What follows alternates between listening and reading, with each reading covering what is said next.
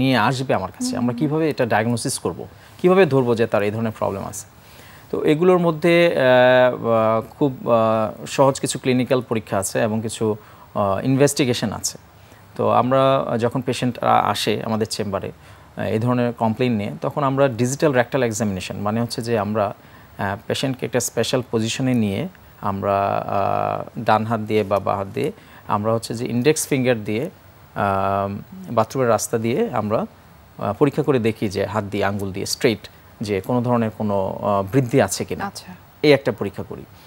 2 নম্বর হচ্ছে যে আমরা অনেক সময় দেখা যায় যে প্রস্রাবের রুটিন এক্সামিনেশন করি এবং যেটাকে বলি আমরা আরএমই, ইউরিন ফর আরএমই, অ্যান্ড কালচার সেন্সিটিভিটিও করি যে কোনো ধরনের ইনফেকশন আছে কিনা। আরেকটা অতি গুরুত্বপূর্ণ একটি পরীক্ষা, সেটা হচ্ছে আলট্রাসোনোগ্রাম। এই যে আমরা বললাম যে প্রোস্টেটের কারণে, প্রোস্টেট বৃদ্ধিজনিত কারণে হয়তো মূত্রনালীতে সমস্যা হচ্ছে বা পরবর্তীতে এই ইফেক্টটা গিয়ে মূত্রথলিতে পড়ছে এবং মূত্রথলির ইফেক্টটা গিয়ে অনেক সময় কিডনিতে পড়ছে।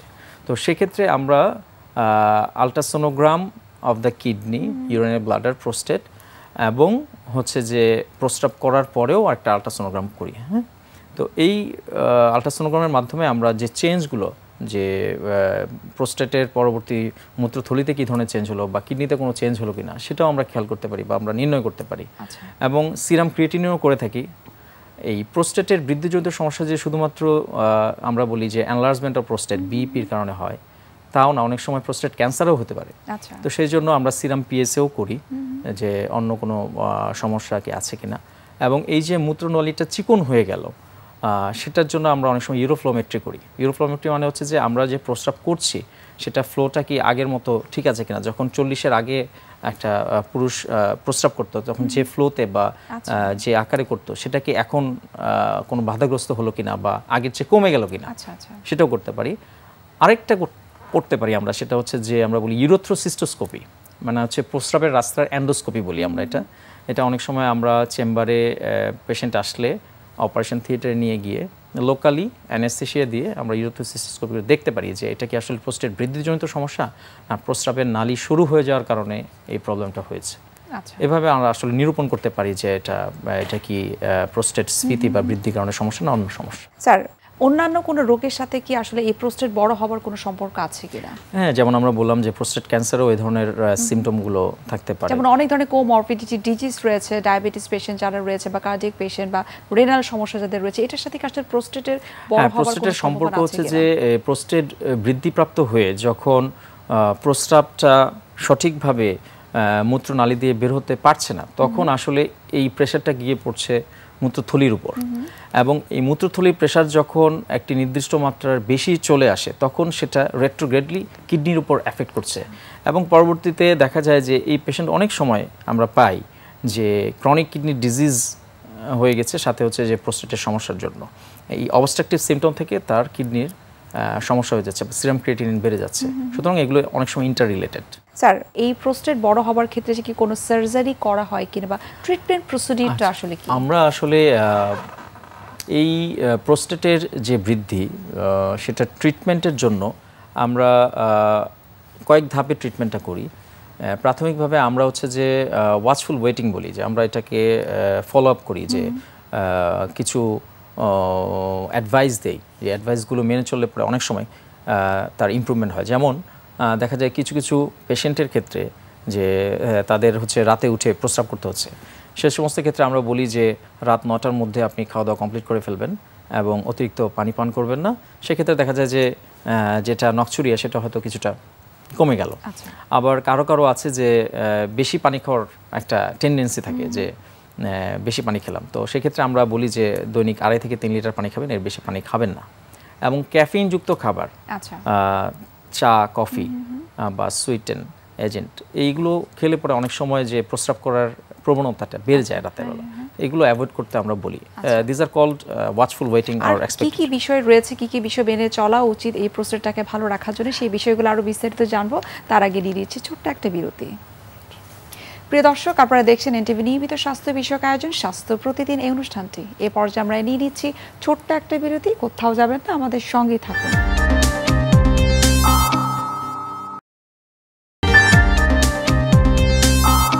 দর্শক, ফিরে আসলাম বিরতি থেকে। আপনাদেরকে অসংখ্য ধন্যবাদ আমাদের সঙ্গে থাকার জন্য। আজ আমরা কথা বলছি প্রোস্টেটের সমস্যা নিয়ে। স্যার, প্রোস্টেটের যে বৃদ্ধিটা সেটা যদি আরেকটু বিস্তারিত আমাদেরকে বলতেন। প্রোস্টেট বৃদ্ধিজনিত সমস্যায় আমাদের কতগুলো মডালিটিস অফ ট্রিটমেন্ট আছে, যেটা বলছিলাম যে এটা হচ্ছে ওয়াচফুল ওয়েটিং, যেটা বললাম যে যা আমরা আলোচনা করলাম। সেকেন্ডলি হচ্ছে যে আমরা কোন পেশেন্টগুলোকে আসলে আমরা কনজারভেটিভ ট্রিটমেন্ট দেবো, সার্জারি করব না। ইন্টারন্যাশনাল প্রোস্টেটিক সিমটম স্কোর নামে আমাদের একটা সিমটম স্কোর আছে, ইন্টারন্যাশনালি ফলো করা হয়। এখানে 7টা সিমটম থাকে এবং 6টা সেগমেন্ট থাকে, যেখানে 0 to 5 ক্যাটাগরিতে ভাগ করা হয়। এবং স্কোরটা অ্যাকচুয়ালি 0 to 35 এরকম রেঞ্জে থাকে। তো আমরা মাইল্ড সিমটম বলি যদি 0 থেকে 7 থাকে, 8 to 19 থাকলে আমরা মডারেট সিমটম বলি, 20 to 35 হলে আমরা সিভিয়ার সিমটম বলি। তো কিছু কিছু পেশেন্টের ক্ষেত্রে যদি মাইল্ড সিমটম নিয়ে প্রেজেন্ট করে এবং দেখা যায় যে পেশেন্টের আর্লি স্টেজে তার এই বৃদ্ধিজনিত উপসর্গগুলো ধরা পড়েছে, সেক্ষেত্রে আমরা কিছু মেডিকেল ট্রিটমেন্টের কথা বলি। তো এর মধ্যে জনপ্রিয় ট্রিটমেন্টটা হচ্ছে যে আলফা ব্লকার, ট্যামসুলোসিন বলা হয়। সেকেন্ড হচ্ছে যে অনেক সময় আমরা ফিনাস্টেরাইড বা ডিউটেরাস্টাইড, যেটাকে বলা হয় 5 আলফা রিডাক্টেজ ইনহিবিটর, এটাও দিয়ে থাকি। অনেকের ক্ষেত্রে যদি বেশি সমস্যা হয় 2টা কম্বিনেশন থেরাপিও আমরা দিয়ে থাকি। তো যদি মেডিকেল ট্রিটমেন্ট দেখা যায় যে আমরা অনেক দিন ফলো আপ করলাম, মেডিকেল ট্রিটমেন্টে ইমপ্রুভমেন্ট হচ্ছে না, বা আমরা যেটা এক্সপেক্ট করছি সে পরিমাণ রেসপন্স পাচ্ছি না, তাহলে সেক্ষেত্রে আমরা থার্ড স্টেজে, দ্যাট ইজ আমরা কাদের ক্ষেত্রে অপারেশন করব সেই প্রশ্নটা চলে আসে। তো আমরা তাদের ক্ষেত্রে অপারেশন করব যাদের ক্ষেত্রে আমরা মেডিকেল ট্রিটমেন্ট দেওয়ার পরেও কোনো রেসপন্স, ওরকম স্যাটিসফাইড কোনো রেসপন্স পাচ্ছি না। 2 নম্বর হচ্ছে যাদের ক্ষেত্রে দেখা যাচ্ছে যে প্রোস্টেটের বৃদ্ধিজনিত কারণে অন্যান্য সমস্যাগুলো ধরা পড়েছে। দেখা গেল যে কিছু কিছু পেশেন্টের ক্ষেত্রে প্রোস্টেট বৃদ্ধির কারণে হঠাৎ করে দেখা গেল একদিন সকালবেলা হঠাৎ করে দেখা গেল প্রস্রাবই করতে পারছে না, ক্যাথেটার পুড়িয়ে দিতে হচ্ছে। পরবর্তীতে তাদের অ্যান্টিবায়োটিক 1 সপ্তাহ বা 2 সপ্তাহ দেওয়ার পরে আবার ক্যাথেটার খুলে যখন আবার প্রস্রাব করতে বলা হচ্ছে, সে করতে পারছে না, যেটাকে আমরা রিফ্র্যাক্টরি রিটেনশন বলি। হ্যাঁ, রিফ্র্যাক্টরি রিপিটেডলি হচ্ছে। সেকেন্ড হচ্ছে যদি তার বিভিন্ন ধরনের কমপ্লিকেশন হয়, দেখা গেল যে ক্রনিক রিটেনশন আমরা বলি, যে দীর্ঘদিন বা মানে প্রস্রাবের থলিতে যদি প্রস্রাব জমে থাকে, যেটা কোনো ক্রমেই ক্লিয়ার হচ্ছে না, সেক্ষেত্রে একটা ইন্ডিকেশন থাকে যে তাদের ক্ষেত্রে সার্জারি আমরা করতে পারি। 3 নম্বর হচ্ছে যে যদি দেখা যায় যে রেনাল ইনসাফিসিয়েন্সি ডেভেলপ করেছে এই প্রোস্টেটের বৃদ্ধিজনিত কারণে, সিরাম ক্রিয়েটিনিন বেড়ে গেছে, বা দেখা গেল যে প্রোস্টেটে বারে বারে ইনফেকশন হচ্ছে, বা দেখা গেল যে মূত্রথলিতে পাথর হয়ে গেছে, এই যে কমপ্লিকেশনগুলো যদি ডেভেলপ করে, উপর ভিত্তি করে আপনারা সার্জারি ডিসিশনটা নেন। আমরা আরো বিস্তারিত জানবো আপনার কাছ থেকে। আমরা এর মাঝে একটু দেখে নিচ্ছি আমাদের স্বাস্থ্য প্রতিদিনের নিয়মিত আয়োজন, কি খাবেন কেন খাবেন এই সেগমেন্টে। দর্শক, আপনারা দেখছেন এনটিভি নিয়মিত স্বাস্থ্য বিষয়ক আয়োজন স্বাস্থ্য প্রতিদিন অনুষ্ঠানটি। এই পর্যায়ে আমরা দেখে নিচ্ছি বিভিন্ন খাদ্যের পুষ্টি গুণাগুণ নিয়ে আমাদের পুষ্টিবিদের পরামর্শ। বিশুদ্ধ পানি এবং পরিমিত পরিমাণে পানি পান যথেষ্ট গুরুত্বপূর্ণ। এক্ষেত্রে আমাদের লক্ষ্য রাখতে হবে যে শরীরের ওজন, উচ্চতা এবং বয়স অনুযায়ী কিন্তু পানির চাহিদার ভিন্নতা থাকে। আমরা সাধারণত খুব স্বাভাবিকভাবে জেনে থাকি যে দৈনিক 2 লিটার পানি একান্ত প্রয়োজনীয়। বিষয়টা কিন্তু আসলে হবে এরকম যে যার শারীরিক ওজন যত বেশি, তার পানির চাহিদাটাও বেশি, এবং নিঃসন্দেহে আমাদের দেশের আবহাওয়া অনুযায়ী 2.5 থেকে 3.5 লিটার পানি এবং পানীয় খাবার দৈনিক একান্ত প্রয়োজনীয়। আমাদের শরীরের প্রায় 2/3 হচ্ছে এই পানি। আমাদের যে অত্যন্ত গুরুত্বপূর্ণ একটি অর্গান ব্রেইন, মস্তিষ্ক, তার 90% হচ্ছে জলীয়। এছাড়াও আমাদের মাসেল অর্থাৎ মাংসপেশিতে প্রায় 75% হচ্ছে পানি। আমাদের বনে আছে, হাড় এবং অস্থিমজ্জাতে আছে প্রায় 22% পানি, এবং রক্ত এতে আছে 85% পানি। এ থেকে আমরা খুব সহজেই বুঝতে পারি যে মাথা থেকে পা পর্যন্ত অর্থাৎ টপ টু টো আমাদের শরীরের প্রতিটি গুরুত্বপূর্ণ অঙ্গের প্রতিটা সেলের সতেজতার জন্য পানি একান্ত গুরুত্বপূর্ণ। এক্ষেত্রে আমাদের লক্ষ্য রাখতে হবে পানির বিশুদ্ধতার বিষয়। পানিটা অবশ্যই হতে হবে বিশুদ্ধ এবং কিছু কিছু ক্ষেত্রে পরিমিত। যেমন কিডনি রোগী, এদের ক্ষেত্রে পানির পরিমাণটা যথেষ্ট গুরুত্বপূর্ণ। এই পানির পরিমাণটা আমরা নির্ধারণ করি সাধারণত তার ইনপুট আউটপুটের উপরে। সারাদিনে তার শরীরে যতটুকু পানি বের হচ্ছে তার উপরে তার পরের দিনের পানির ইনটেকটা নির্ধারণ করা হয়। পানি একটি অত্যন্ত গুরুত্বপূর্ণ ভূমিকা পালন করে বিভিন্ন কঠিন রোগ থেকে আমাদের রক্ষা করতে। তার মধ্যে অন্যতম হচ্ছে ক্যান্সার।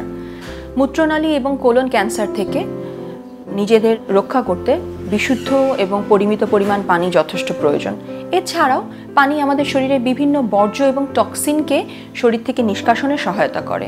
এভাবে পানি অন্যান্য সব ক্যান্সার থেকেই আমাদেরকে নিরাপদে রাখতে সহায়তা করবে। পানি আমাদের শরীরের তাপমাত্রা নিয়ন্ত্রণে অত্যন্ত গুরুত্বপূর্ণ ভূমিকা পালন করে, যেটা আমাদের দেশের এই বৈরী আবহাওয়ার জন্য অত্যন্ত প্রয়োজনীয়। পানি আমাদের ত্বকের শুষ্কতা রোধ করে ত্বকের সজীবতা রক্ষা করতে সহায়তা করে। আমরা এর আগেই শুনেছি যে আমাদের মস্তিষ্কের প্রায় 90% পানি। এক্ষেত্রে যথেষ্ট পরিমাণ পানি পান করলে আমাদের মনোযোগ বৃদ্ধি এবং স্মৃতিশক্তি বৃদ্ধিতে সহায়তা করে। এছাড়াও পানি আমাদের বিভিন্ন রেসপিরেটরি ট্র্যাক্ট অর্থাৎ শ্বাস প্রশ্বাসজনিত অসুখ এবং ডাইজেস্টিভ সিস্টেমে যথেষ্ট ভূমিকা পালন করে। দেখা যাচ্ছে আমরা আমাদের দৈনন্দিন মিল প্ল্যানে প্রোটিন, ফ্যাট, কার্বোহাইড্রেটের সমন্বয়ে একটা পরিপূর্ণ মিল রাখছি, কিন্তু পানির অভাবে সেই মিল থেকে আমরা ডাইজেশন এবং অ্যাবজর্পশনের মাধ্যমে প্রপার নিউট্রিশনাল ভ্যালু নিতে পারি না। এর জন্য পরিমিত পরিমাণে পানি একান্ত প্রয়োজনীয়।